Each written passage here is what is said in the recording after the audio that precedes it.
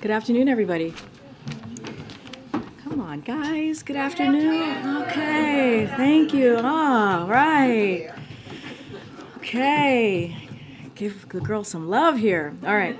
So I wanted to start with some news at the top. Earlier today, President Biden vetoed SJ Resolution 11, the most recent attempt by congressional Republicans to pollute the air our children breathe. Just think about it. While millions of Americans were taking shelter to escape unhealthy wildfire smoke made worse by climate change, congressional Republicans were pushing a bill to repeal the president's efforts to make our air cleaner and safer. Their Environmental Protection Agency put forward sensible standards to limit the pollution our trucks and buses emit into the air we breathe. The standards will prevent nearly 3,000 premature deaths, more than 6,700 hospital and emergency room visits, and more than 18,000 cases of asthma attacks. They'll also deliver up to tens of billions of dollars in annual public health benefits over the next 2 decades. So look, we just saw this month how disruptive climate change can be to our lives, our communities, and our economy. Schools were closed, outdoor events were canceled, flights were grounded, masks were back on, and many people had to remain indoors. That's what we saw very recently that you all reported on. So this is not the future we want for ourselves or our kids. President Biden won't let congressional Republicans take us backwards in our fight for cleaner air. He vetoed this health-harming bill today, as I just mentioned. He just defended, as you all know, during the budget negotiations, the biggest climate protection bill in history, his Inflation Reduction Act, from congressional Republicans who were intent on repealing it. And he's going to keep protecting and strengthening his Investing in America agenda, which is bringing clean energy jobs and manufacturing back to America. So another piece of good news, I know he's been on some of your airwaves already. Last night, the Senate confirmed Jared Bernstein as chair of the Council of Economic Advisors. Our economy continues to show progress, tackling inflation, while unemployment remains at historic lows. While there is still more work to do, which we acknowledge, but jobs are up, wages are up, and inflation is down. And Jared is someone who uniquely understands that. As the president often says, a job is about more than a paycheck. It's about dignity. It's about dignity of work, which is something that the president has been consistent on saying. So we look forward to Jared's continued leadership as we build an economy that works for working people. Along those lines, today we learned annual producer inflation is below pre-pandemic levels at 1.1%. In fact, producer prices actually fell last month, led by falling energy and food prices as well. This is on top of yesterday's news, as we all discussed in this briefing room yesterday. The consumer inflation has fallen by more than half over the last 11 months. And as I mentioned as well yesterday, wages rose over the last year, and that is accounting for inflation. This is all evidence that the president's economic plan is working to lower costs for families, invest in America, and grow the economy from the middle out and the bottom up, not the top down, not the trickle-down economy that we see from Republicans in Congress. And finally, last thing for all of you, tomorrow the President and the First Lady will host a screening of Flamin' Hot. Guests for the evening will include Eva Longoria, who directed the film, the cast families, Latino leaders, and members of the community, and a special performance by Marachi Vargas. The Biden-Harris administration continues its effort to lift up and engage the Latino community by showcasing their stories and celebrating their contributions to our country. With that, Colleen, I haven't seen you in a while. How are you? I'm good. All right. I'm hanging in there. Good.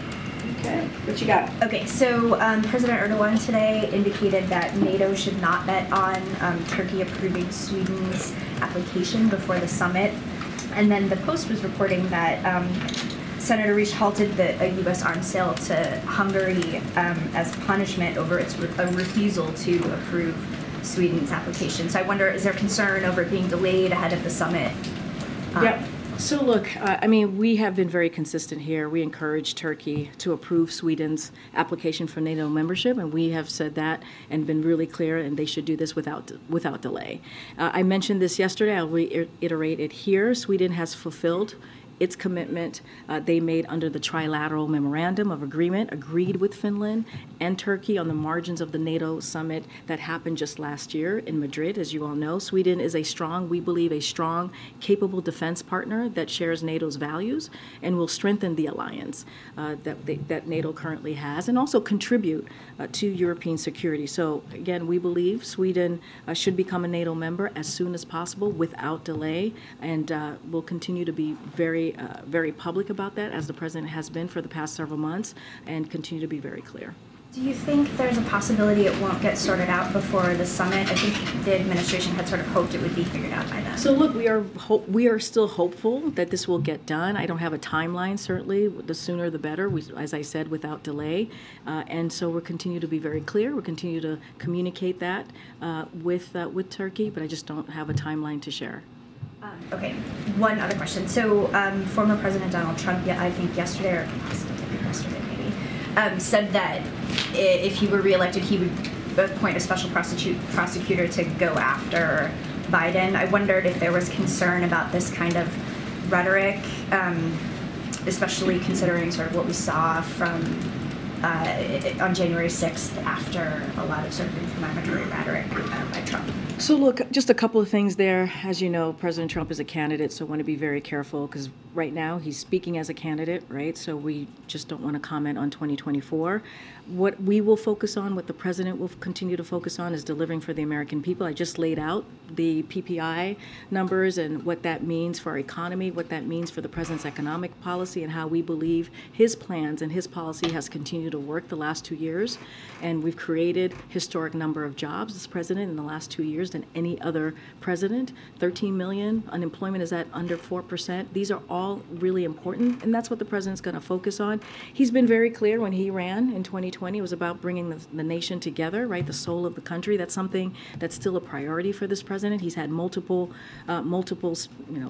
remarks on that particular issue. We know for a fact, right, this is something that Americans care about. We saw that in the midterm election. So the President's going to continue to be steadfast. He's going to continue to focus on what the American people want to see and want us to deliver on, and we're just going to stay steady. Secretary Blinken is heading to China later this week. When his initial trip was canceled, you all said he would go when the time is right. So why now? Why is this now the right time? So a couple of things. I know my colleagues at NSC and State did a 8 a.m. On the record call at 8 a.m. So certainly would refer you to, and they spoke to Blinken's trip. So certainly would refer you to that.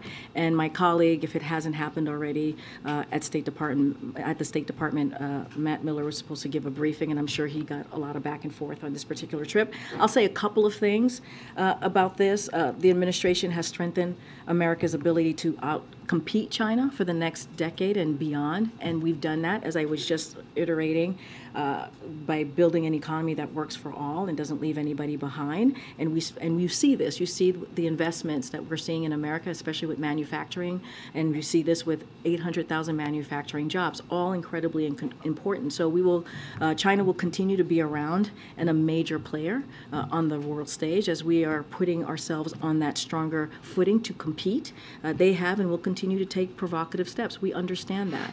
And you've heard the President say it's important to have that diplomacy with world leaders. It's important to have that discussion. So we believe intense competition requires intense diplomacy, and that's what you're seeing from the State Department.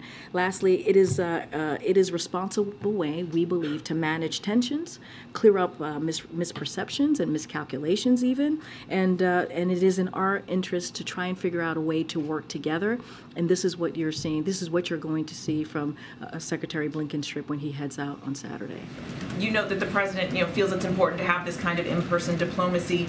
What exactly is the President hoping that the Secretary will be able to accomplish, and is it the President's hope that these meetings pave the way for an in-person meeting between the President and President Xi? So I can't speak to an in-person meeting with the with President Xi right now, with our president. What I can say is there are a couple objectives that we are hoping, and this is something that the State Department said. So I certainly would refer you to them. But the three main objectives for the visit is, one, to establish communication channels to help manage competition so it does not veer into conflict, which is something that we have said, keeping those lines of communication open. Two, to stand up and speak for American values. That's something that the president leads with, and also interest. And the last and third thing is it is in our interest that we believe to explore potential cooperation and transnational challenges. And so those are the three objectives that came directly from the State Department. I would refer you to the State Department on anything more specifics about the trip. I know you don't have any kind of future meeting to announce, but do you view this as laying the groundwork for a potential? Well, we view this as an important part of our diplomacy and our conversation that we believe that we need to have with China. As we have said, they're going to be a major player for a long time. We believe that we are in a right footing, especially of the work that the president has done the last 2 years. When you look at the economy, when you look at the competition, you look at what we have been able to do, and so we want to continue to have those open line of conversation. And this is about diplomacy, which is why the Secretary of State is heading to China on Saturday. Thanks, Karine. Does the White House have a reaction to the Federal Reserve's decision to pause interest rate hikes? As you know. As you know, we do not comment on the Fed's actions. They are independent. We respect the independence of the Fed, and we do not interfere in any way in their policies. The president has made it very clear that he wanted to give the Fed the space so that they can make these monetary decisions and make these monetary policy, obviously. And as I laid out at the top, and I actually talked about this as well, it's with the CPI data yesterday, we believe that the president's plan, the economic plan, is working. When you look at the last 11 months and you see inflation has gone down by more than 50%, when you see that the wages rose over this past year, when you include inflation as well, and 13 million jobs, I just mentioned the 800,000 jobs, manufacturing jobs, which is incredibly important for American families. So these are the things that the president's going to focus on. How do we continue to create an economy that works for all? But I'm just not going to comment on the Fed's response. One question on China as well. Is the White House aware of Bill Gates' trip to China and his planned meeting with Xi Jinping? And have you, or has the White House advised him about it at all, or requested a readout after his meeting? So I don't know if Bill Gates has reached out to us, or if we have reached out to him. I don't have any information or intel to give about any conversation with Bill, but certainly I'm sure he can speak for himself about his trip to China. Thanks, Karine.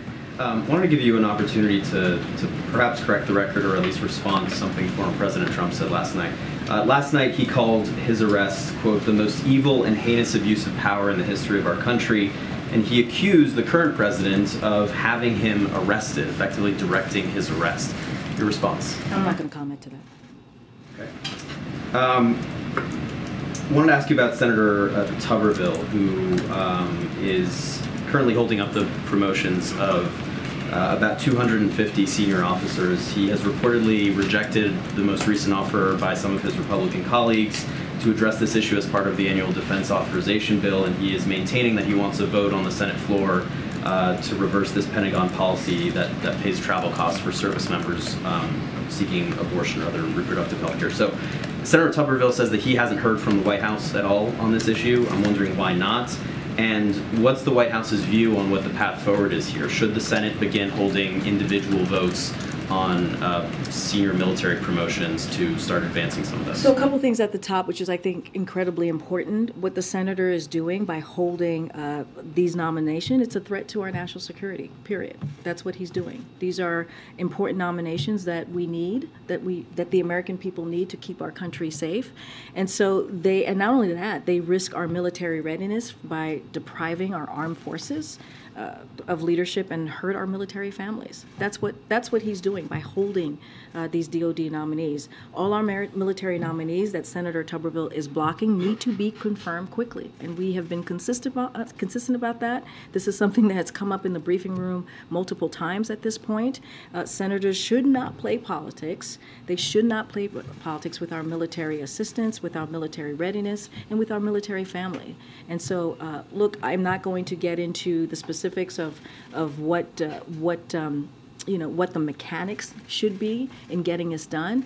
We've been very clear that it needs to happen, and I just don't have anything else to share about a conversation with the senator. Well, why hasn't the White House spoken with him, and what does the White House see as the path forward here? I mean, you guys have said it's a matter of national security. I presume that means it's a top priority. I mean, first of all, it's shameful that he's doing this, right? I mean, he needs to be asked a question: is why is he putting our national security at risk? That is something for a senator to be able to answer to. We're trying to do the right thing by moving forward and protecting our military readiness and protecting our military families. And so, look, I can't speak to conversations. I have to talk to our Office of Legislative Affairs. I do not know when the last time that they spoke to the senator. But what I do know is what he's doing is putting our national security at risk, truly. And then very quickly on something that was brought up earlier, Senator Risch and his blocking of a $735 million arms package to Hungary in order to get them to approve Sweden into NATO. Did the White House coordinate at all with Senator Risch? Do you guys agree with that strategy? And do you believe that he should maintain that hold until Hungary approves? No, I heard the question from Colleen. I don't have anything to add or anything to elaborate on that. Go ahead, Joe. Yeah, thanks, Karine. For months, the White House has declined to discuss a possible Plan B if the president's student loan debt forgiveness program is overturned by the Supreme Court. Now, with the SCOTUS decision expected this month, perhaps in a matter of days, several constituencies are urging Biden to be ready to act. The NAACP, in a letter today to Biden, wrote, should the Supreme Court fail to uphold student debt relief, Black America demands that your administration pursue all legal pathways to make a permanent solution on student loan debt. Is the White House prepared to transition to an alternative method for student loan forgiveness if the president's plan is rejected in court? So look, we continue to be confident in our legal, kind of a legal pathway here. So I'm going to leave it to the Department of Justice to continue protecting a plan that the president believes is incredibly important for American families. And I want to also be clear that the president recognizes the burden student debt has on tens of millions of Black Americans. That is something that he gets. That is something that he certainly has talked about, and which is why he secured the largest increase to Pell Grants in decades. That's something that he did very early on in his administration, and that is why he vetoed the most recent attempt by congressional Republicans to block his student debt. That was remember, that was part of a major piece of contention during the budget negotiations, and the president protected that. And so he is. He is certainly understand how important his plan is, which is why he put it forth, which is why he understands that how much that means to everyday families, working people who makes less than $75,000. Remember, 90% of that plan is going to help those very people. So we believe in our legal pathway here, and so I'm certainly not going to get ahead of the Department of Justice. So as for whether there is a Plan B, if it is struck down, you still can't say whether there. I'm just saying that we're going to focus on the fight that's in front of us right now. Local outlets in Connecticut are reporting that the president will attend a National Gun Safety Summit later this week. There seems to be little momentum in Congress for any sort of new bill that we saw recently. Right now, is the White House purely in an implementation sort of phase when it comes to gun control?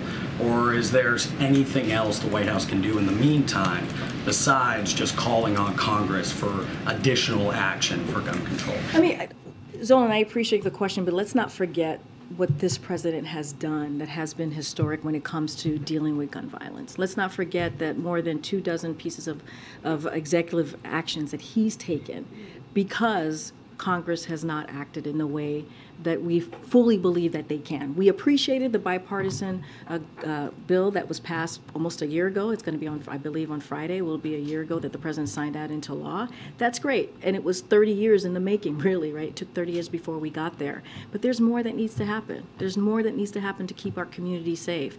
And so to your question, look, he's going to use the bully pulpit. He's going to go to Connecticut. He's going to continue to talk about the importance of Congress moving forward. But also, states have taken action. Let's not forget. Connecticut has taken actions, and there's been multiple states have actually done the work to ban assault weapons, do red flags, and do other things that are incredibly important that's going to protect communities. And so we're going to lift that up as well. Now, what we're asking for, obviously, is for the federal government to take additional actions. But let's not forget what states have been able to do over just the last several months on protecting their community. What we're asking is for the federal government to take additional actions. That's exactly right. But can any of those actions at this point, while noting the legislation that was passed already and the implementation ongoing of that package, can any of those additional federal actions at this point be done solely through executive action? So look, I mean, the president's always going to look for ways to take additional actions, obviously, right? When you do more than 24 executive actions, clearly we're always going to figure out what else we can do to protect communities. So that is something that certainly our team is going to look at. But let's not forget that states have been able to take action, which is really important too, and that's been just over the past several months. And so, look, we're going to continue to ask Congress to act. I've been asked what other priorities that this president has as it relates to legislation. That's one of them. We just got to continue to build on what he was able to sign last year. Anything additional, I just don't have anything to share at this point.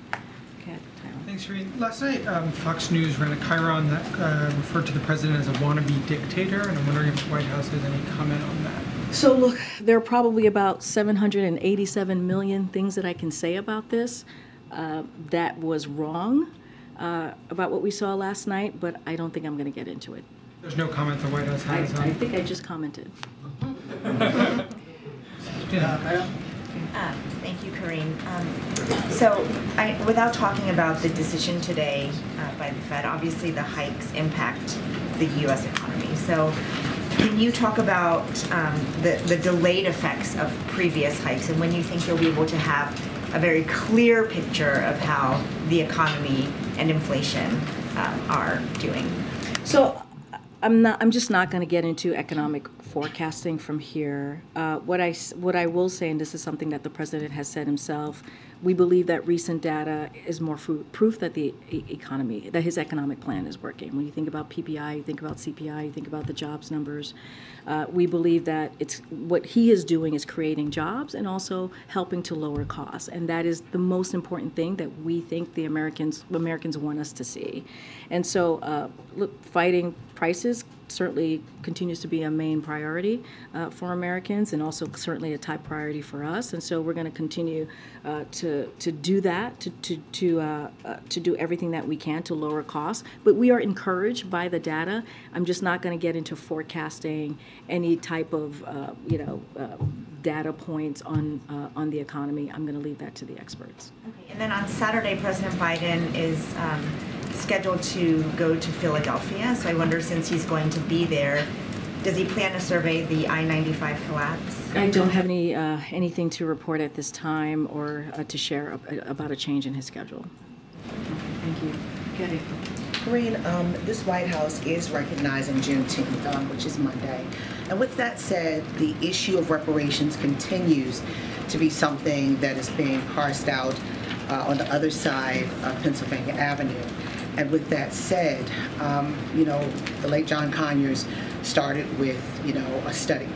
Now you have Congresswoman Bush not just asking for a study, but she's creating a resolution to push forward on reparations. What does this White House believe when it comes to this controversial issue of repairing a wrong for the descendants of Africans in this nation? So look, as you mentioned, Juneteenth, there was a concert here yesterday, and we saw how powerful and how moved the president was by the concert and by kind of the story that was laid out through the concert about Juneteenth and how important that moment was. Opal, as you know, was here, and it's always moving to hear her and to see her. And as you know, the president signed Juneteenth to be the most recent holiday about 2 years ago. So I think that shows from that action. I'll give you more. I think that shows from that action how important the president thinks this moment is, how important he thinks that it is important to continue to lift up the African American community, and he'll continue to do so. As it relates to reparations, I saw just moments ago Cori Bush's resolution. We haven't reviewed the proposal yet. It's a new proposal, so we'll take a look at it. So I can't comment on that specifically. But the president has been really clear as it relates to reparation. He wants to see a study of reparations and studying the continuing impacts of slavery. He believes that is incredibly important.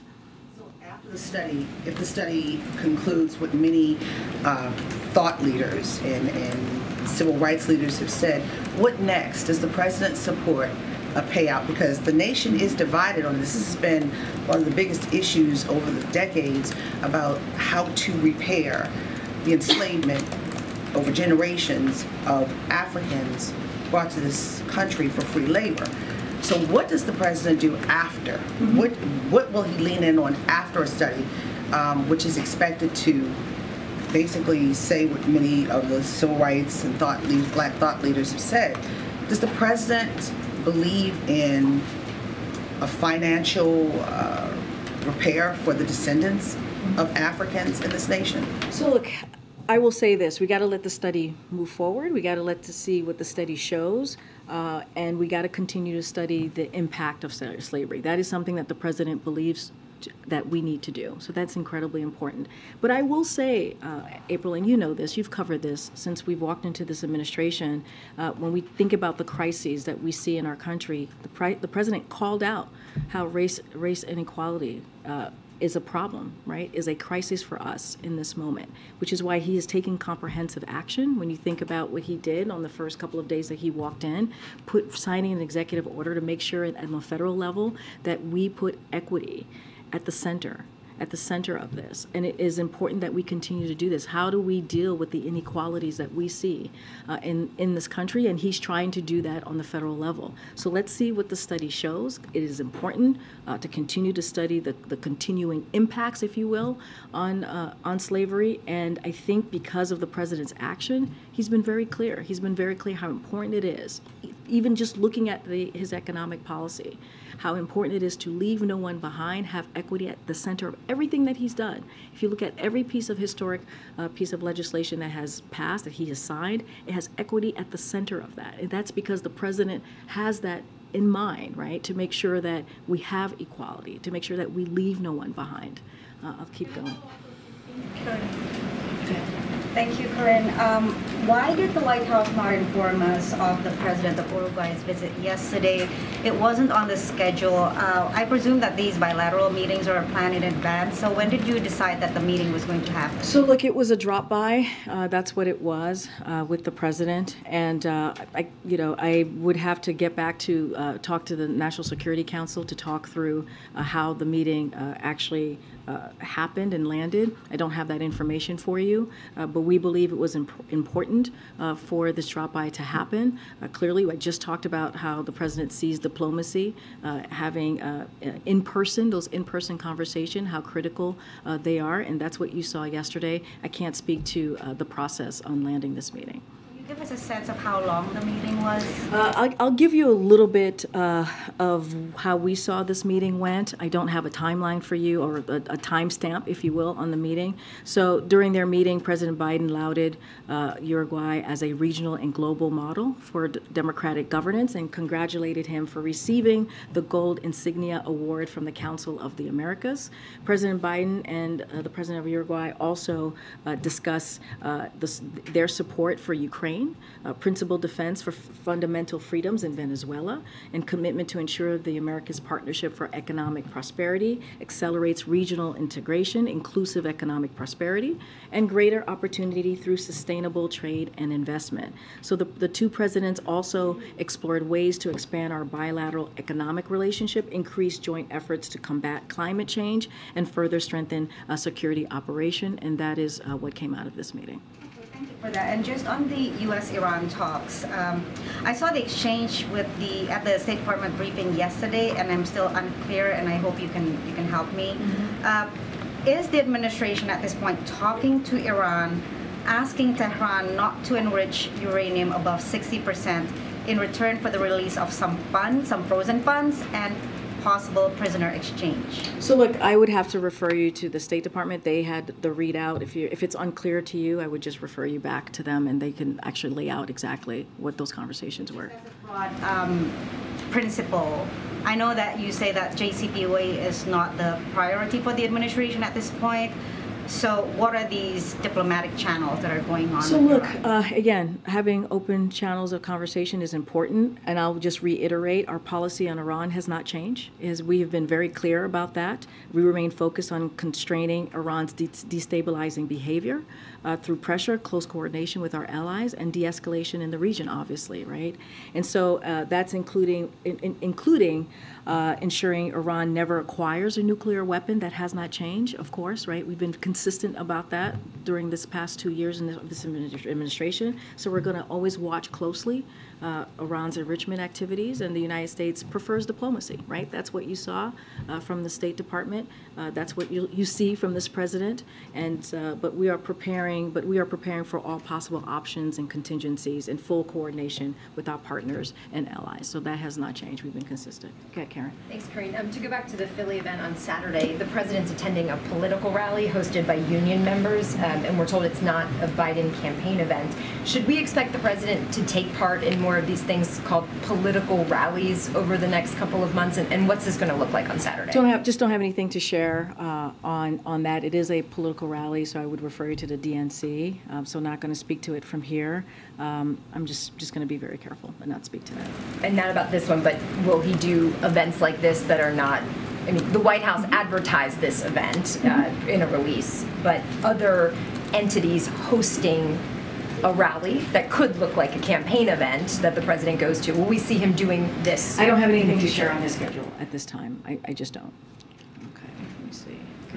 Yeah, White House officials, including you, I think, are meeting with state legislators over the next couple of days about reproductive rights and abortion access. And I'm curious what you're trying to accomplish, and like, you know, they're coming from Republican states where they're definitely in the minority in the legislature. Look, Tam, we believe these conversations are incredibly important. That's why they're here. These state legislators are here. Let's not forget the 1-year anniversary of Dobbs. A decision is about 10 days away, if not less.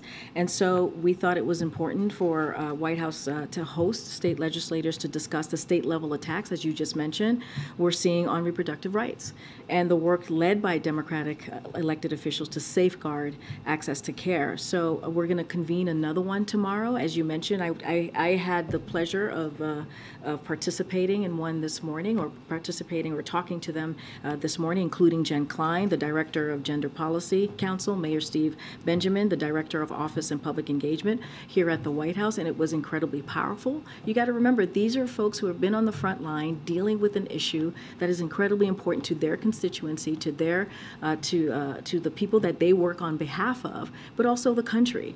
And so, and we're talking about how Republican elected officials in these very states have taken steps to roll back reproductive care, to roll back freedoms that we should have, that women should have. And so, again, we'll have more to share. We'll be convening another one tomorrow, and we thought it was important to do this as we head to the first year anniversary of the Dobbs decision. Are you guys like producing videos out of it, or like what? I guess the White House convenes all the time, but I'm just curious, like, what comes? I mean, I don't have any output from it besides the fact that these are state legislators who have literally been on the front lines of a freedom that has been eroded, right, to women, reproductive health care that has been taken away.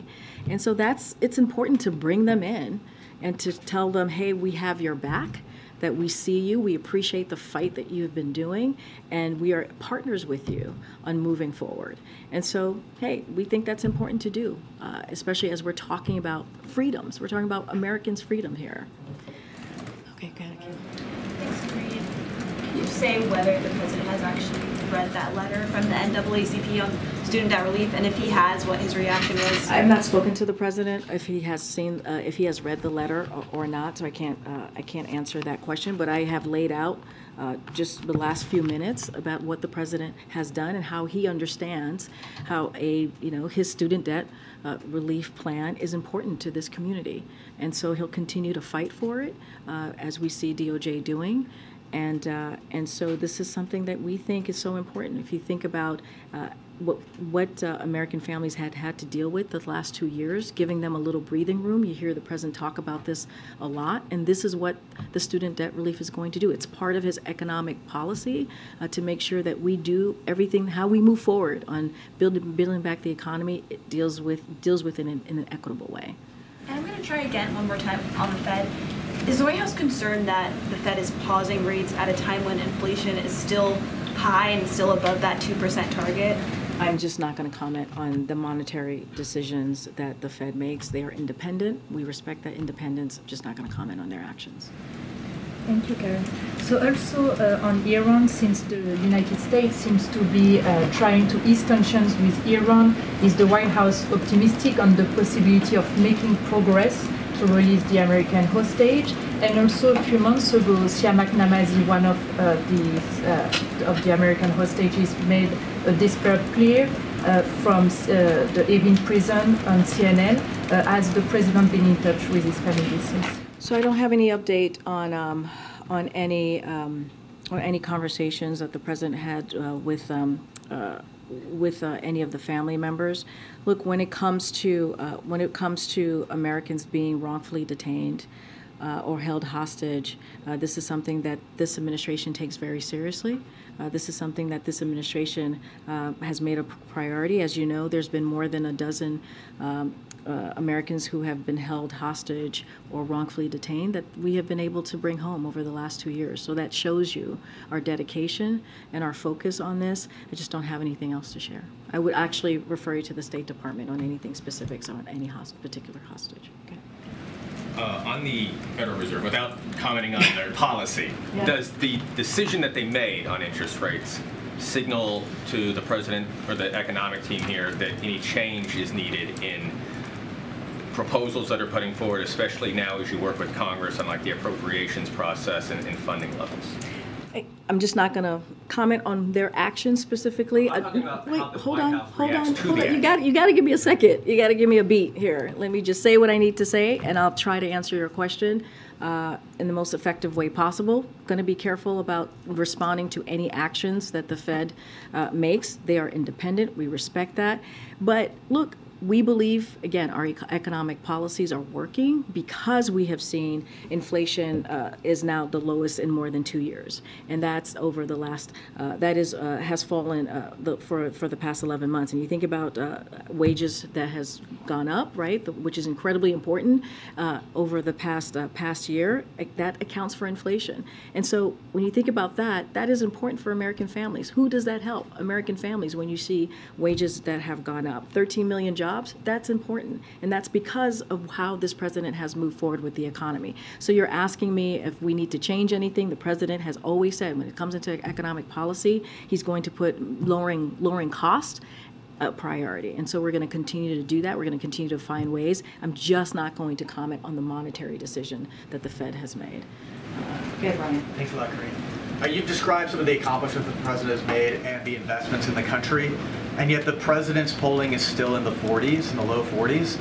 Does the president believe he's not getting enough credit for some of the investments like the CHIPS Act and the Bipartisan Infrastructure Act that are going out in the country? And what's he going to do in the coming months to try to reach Americans to describe what kind of impact that's going to have on their communities? So our focus is going to be the work to get this done, the work to lower costs, and we know that there's more work to do. And we know that sometimes there are some Americans here in this country who feel, who are feeling the economy a little bit differently, who feel like that there's more work that can be done. And so here's what we're going to continue to do, right? We're going to continue to take on Big Pharma to lower prescription drugs, and that is something that we have been able to do, and that's capping insulin at $35 a month.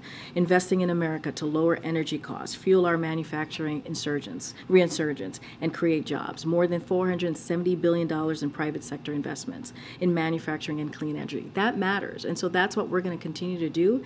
And look, it's completely opposite of what Republicans in Congress want to do. They want to reward the wealthy, the corporation, give them a tax break. That's what we have seen from them. And that's why the bipartisan budget deal that the president was able to do is so important, because he was able to protect programs that are so important and critical to American families, critical to veterans, critical to seniors. So what they can expect from this president is a president that's going to continue to fight for them, and he has shown that by his actions. Go ahead, John. Thanks a lot, Karine. The Secretary of State's upcoming two-day visit to China is very noteworthy in the sense that a U.S. Secretary of State hasn't traveled to China since 2018. What's the overall goal? I mean, I just look. State Department has talked about it. I just spoke about it from this podium just moments ago about the objectives and the goal. We think it's important. This president thinks it's important to have diplomacy, to continue to have those conversations with a country that's going to be a major player on the world stage, right? But we've been very consistent. We believe we've strengthened America's ability to outcompete China because of the economic actions and policies that we have taken, and we think it's important to have those open lines of conversation, keep those channels open. And so we're going to continue to do that. Diplomacy is important. He is, as you just stated, Blinken is the Secretary of State. That is one of his jobs, right, to have those conversations. And so those are the objectives, and we're going to continue to move forward in that direction. It's a very complex relationship, the U.S. and China. There's trade, there's national security, there's human rights. I'm curious, do you, as the administration, view China as you described, a competitor, or are they also an adversary? Look, what we see right now is that they're certainly going to be a major player, right? They're going to be continue to be around. And so because of that, we need to do our part, right, and have that diplomacy, have those conversations, and continue to strengthen our hand. America's ability to outcompete China, which we believe we have put ourselves in a good footing to do that. So we're going to have the conversation, continue to open the lines, the channels to have those conversations, and I think that's what matters. I think that's what the American people want to see. Go ahead, Courtney. Thank you. What's the status of the Pandemic Preparedness Office now that Dr. Jha is leaving? So as you know, we're looking to hire a director of that office. That office, one of the reasons that office exists is because it was mandatory, clearly, as you know, by Congress, and we think it's important to make sure that certainly we have the right person to do the job. As it relates to the COVID response team, there is a small team that still very much exists, and so we're going to continue to do the work that this president has done those last 2 years to beat COVID back, which we have been able to see, right? Which he has been able to accomplish, and so I'll just leave it there. Artificial intelligence, I also wanted to ask, I know that most of the activity at the White House on that has been going out of the Office of Science and Technology Policy. They don't have a ton of staff on AI. Their AI advisor just recently left. The person under him who does AI left a while ago. Can you talk about who's advising the president on this topic inside the White House, or are you mostly relying on your agencies? So look, let me just say that we are committed to fostering responsible AI to benefit society while actively working to mitigate the risk, right? That is something that you've heard. We've been very clear about the risk associated with AI, which is why we've actively engaged. You've seen the Vice President most recently engage with CEOs, right? Engage with companies to ensure that we are working together and so and develop and advance AI in a responsible way. So we have taken action. You've seen the president meet multiple times with his team. You've seen the vice president do this as well, as I just stated. And so we're going to continue to have those conversations. We're going to continue to do that work. The president certainly takes advice from his advisors here, his senior advisors and others who are prolific in this space, and he'll continue to do that. Don't have anything more to share specifically on that, but you've seen us. You've seen the president convene his team. You've seen the vice president convene his team, and to talk specifically about AI. Thank you. Yes, sir. Thank you. Last week, the president said that state lawmakers who were enacting bans on gender transition surgeries or therapies for minors were, in his words, hysterical or prejudiced. I'm curious, will he withhold Medicare funds or restrict federal health care dollars in some way in response? I don't have anything to add to that. Okay, good. And then when the president made those remarks, he was standing next to the prime minister from the United Kingdom, and afterwards the United Kingdom announced that they were going to be placing a ban on puberty blockers for minors in most cases. Will the president raise this human rights issue with his UK counterpart? I didn't see those comments, so I can't respond to that directly, and I'm just not going to go beyond what the president said in those comments. And then I don't have a question about the Fed, but I know it's one. I'm happy to take one, though. The answer is pretty consistent. So not about the Fed. Has the president entrusted a message to Secretary Blinken on his trip to Beijing, specifically to the Chinese about that Chinese spy facility that was on the Cuban island? So look, I'm not going to get into private conversations that the president has with his secretary, and so I'm not going to get ahead of what's going to come up in this visit. I kind of laid out the objectives, which I think is really important, right, to have diplomacy. This is what the president has said, and I've laid out even more about how we want to move forward with our relationship and clearly our competition with China. I'm just not going to get ahead of that. Anything specific that you want to know about the trip, I certainly would refer you to the State Department. Thank you, Karine. Okay. Way in the back. Yeah, way in the back. Okay. Back here? Okay. On abortion access and the state lawmakers that were here at the White House today, more are going to be in town tomorrow. Some say that they want the administration to provide more support in red states to protect access. So what more is the White House looking to do or considering doing? So look, the president has been pretty clear, the vice president has been pretty clear that they are going to do everything that they can to fight for the right for women to make the decision on their own body, right? And also to fight to make sure that, and call on Congress to make Roe, put legislation forward so that he can sign Roe into law. And so that's something that he's been pretty clear about. He took actions very early on, almost over a year ago, right, when the Dobbs decision was made. He put together the President Task Force on Reproductive Health Care. Access is working across, making sure that access is working across the federal government to protect access to care. The President has signed 2 executive orders to protect access to abortion and contraception, support a woman's right to travel for medical care, strengthen privacy measures, and address discrimination in health care. And President Biden also issued a presidential memorandum on what would have been the 50th anniversary of Roe v. Wade that is aimed at protecting the safe access to medication, abortion in particular. But the bottom line is what we're seeing from Republicans. They want to continue to ban a freedom that women should have. They want to do a national ban. We've seen the bans in states across the country, and the president and the vice president have been very clear. They're going to continue to fight. You've heard from the vice president multiple times. She's kind of led in this space and has been incredibly powerful and I think impactful in speaking on this issue. You've heard the president speak on this as well. And so I think by having, we believe, not me, but we believe by having the state legislators here today and tomorrow to listen to them, to hear what it is that they're experiencing on the ground, to get a sense of how else we can be helpful, what ways we can partner is actually really important. And so that's what you're seeing from this administration, and that's what we're going to continue to do. I think we've taken action. We've been very loud and clear about this, and we'll continue to do so. Madam, one more. Okay. Madam, one here in the back. Oh my gosh, guys. I'm trying to call on people I haven't called in a while. Go ahead. No, right, yep. No, I just called on you earlier this week. Go ahead. So just one follow-up on the abortion meetings today.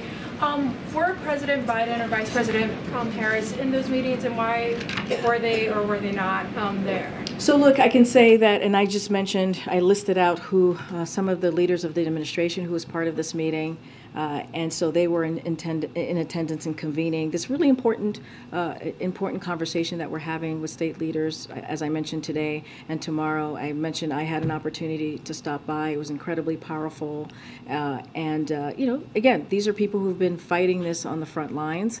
And so, but the president and the vice president is committed to protecting these rights. They're committed in doing everything that we can from the federal government. So I don't have any readouts clearly to offer with this event or anything new about tomorrow.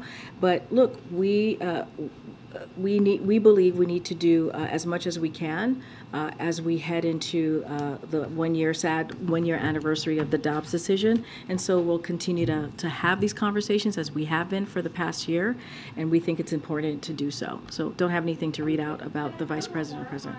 Sure.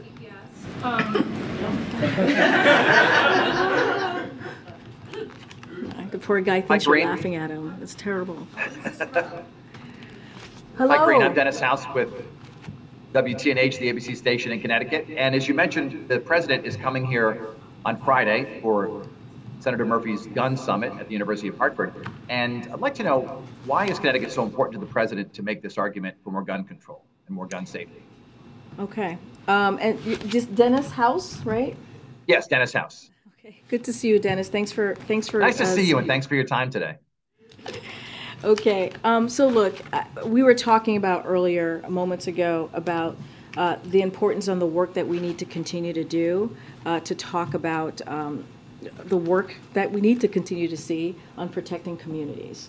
And so the president believes that this is a critical trip, an important trip, as we see the upcoming anniversary of the Bipartisan Safer Community Act, which resulted in decades of work. We hadn't seen bipartisan legislation on really dealing with gun violence in 30 years, and this is something that the president was able to do. Let's not forget the more than 24 pieces of executive actions that he was taking. So he's going to highlight the progress at the state level and call for state legislators across the country and Congress to take additional action. That's what you're going to hear from the president.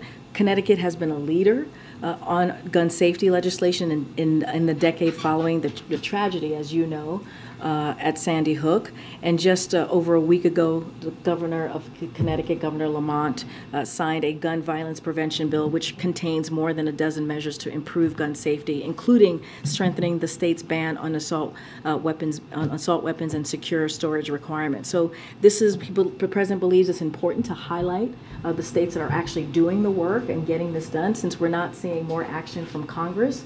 And so this is going to be an important, we think, conversation, important opportunity, the president to highlight in what ways that we can protect our communities, protect our schools, protect our grocery stores, protect our churches, as we've seen continuous gun violence in our streets.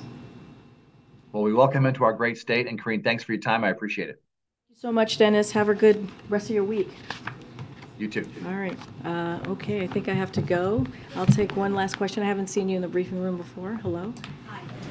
I'm wondering if you could comment on the planned endorsement from the AFL-CIO on Friday, the earliest that union has entered into the endorsement business in the presidential race. So, as you know, I can't speak on the 2024 election because of the Hatch Act, as everyone knows in this room, and we discussed fully yesterday.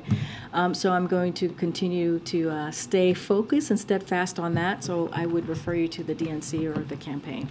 Thanks, everybody. Appreciate it.